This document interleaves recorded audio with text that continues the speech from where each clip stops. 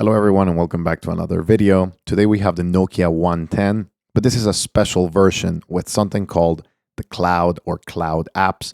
This is from a company called CloudPhone, which is owned by Puffin, which is another cloud company that delivers internet to the next billion people. So essentially, I'm going to go over the frequently asked questions first, and then we'll go over what does it mean to have a cloud phone.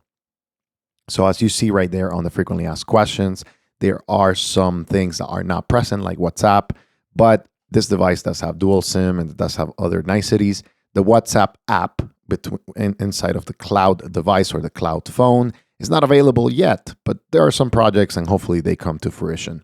So this device does have calls and text messages, and they're pretty basic. So again, it's an inbox reality. So you are going to get a one-to-one message, no group text messages. You also have triple click, and you're able to get, different letters and whatnot. So you're able to use those as you see right there. There are some extra characters that you're going to be able to use for your device or for your language in specific.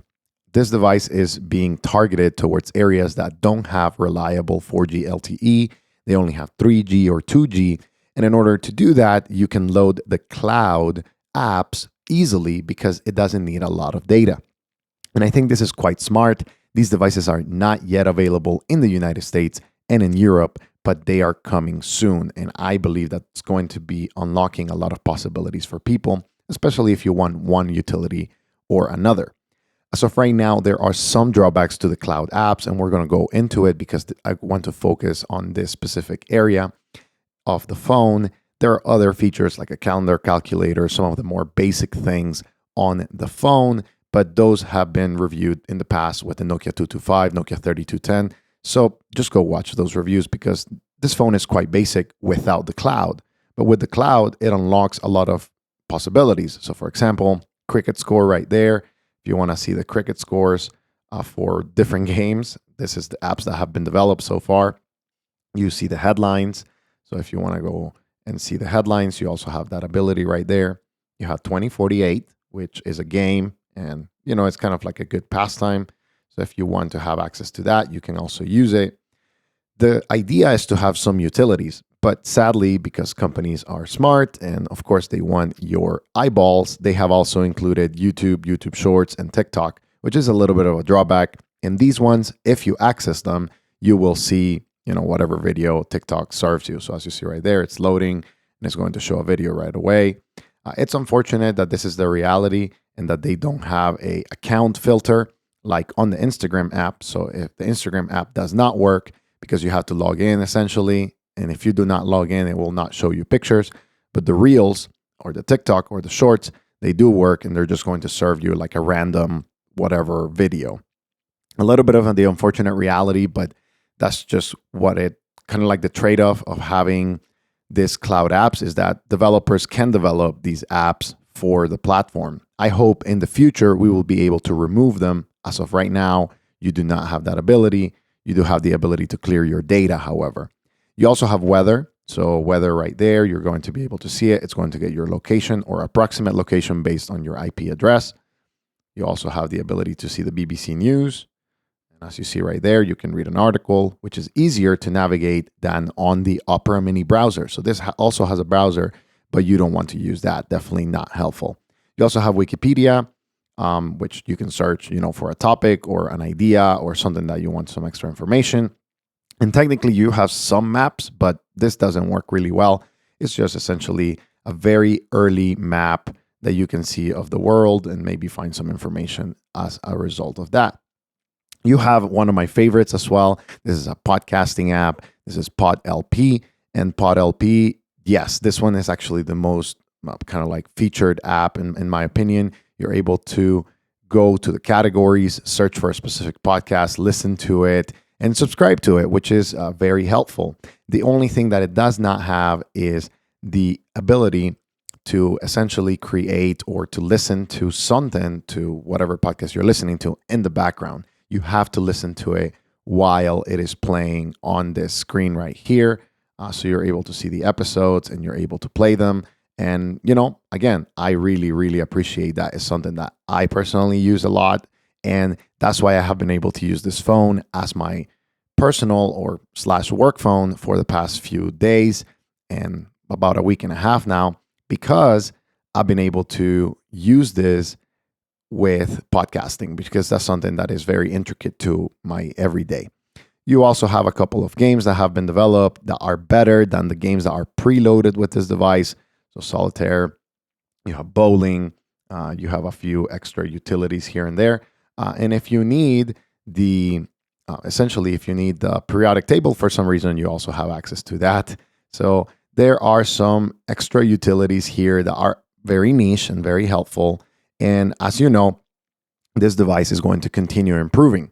I'm really excited about these cloud apps happening. I'm not so excited about the distractions, but given that it is a very tiny screen, it's kind of up to you to decide whether you want to be distracted or not. And I don't want to be distracted, so I haven't used them. I have checked them out to see how it works, but honestly, they don't not appeal to me because the screen is extremely small and it's not something that I'm really excited about. This device also has UPI Pay. This is for the Indian market, something very specific that you are able to pay with, like a QR code. It does have some games preloaded, but they are kind of limited because they have only a few times. Like you can play 3 times as a free trial, and then you have to buy it, which honestly, you shouldn't buy it. Again, it does have calculator, calendar. It does have a torch. So if you want to, kind of use it right there, it does have that ability. And the calendar is pretty basic, but you can get, the gist of like, hey, this is my whatever appointment or something work related, etc., etc.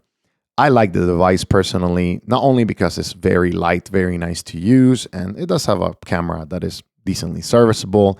And the FM radio is something that I also use. So whenever you're out and about, you don't need headphones, but if you want better connectivity, you can use headphones.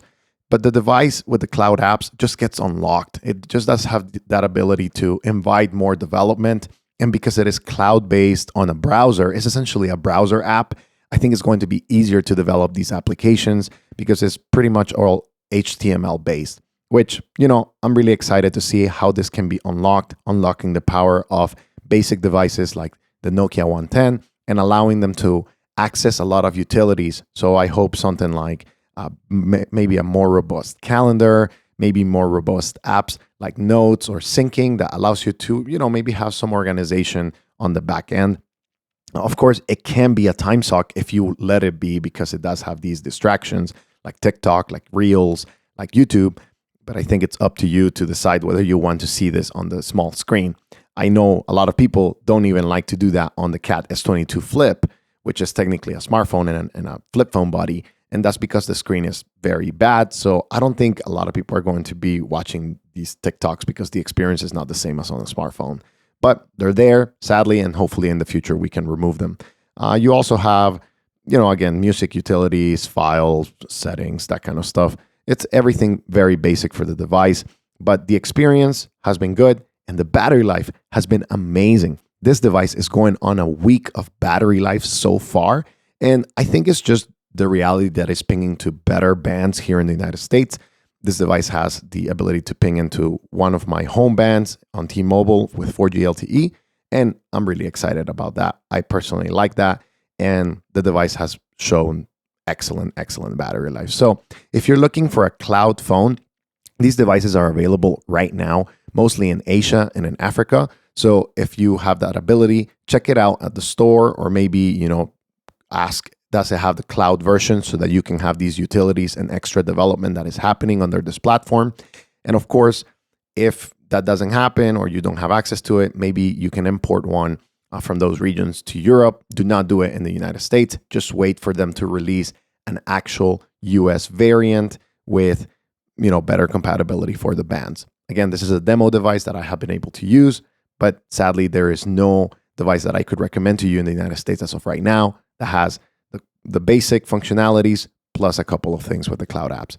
If I missed something that you want to hear about, this device does have Bluetooth, for example, or any other things that I may have missed, make sure to put it in the comments below, and I'll be interacting with you guys. Thank you for watching.